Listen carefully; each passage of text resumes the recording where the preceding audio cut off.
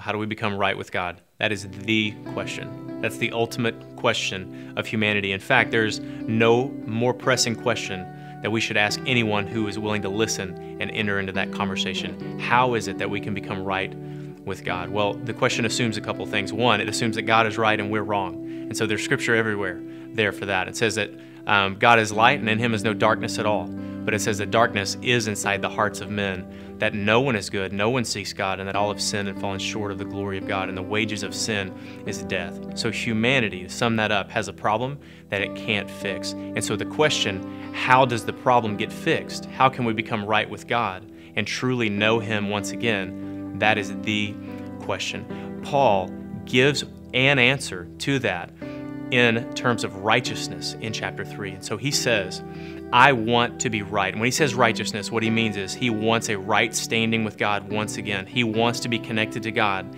in a way that humanity on its own cannot do. And he's explaining how that can happen. And he says, I want to know Christ. But before he says that, he says, I don't want a righteousness of my own that comes from the law. I want the righteousness that comes from God and is by faith.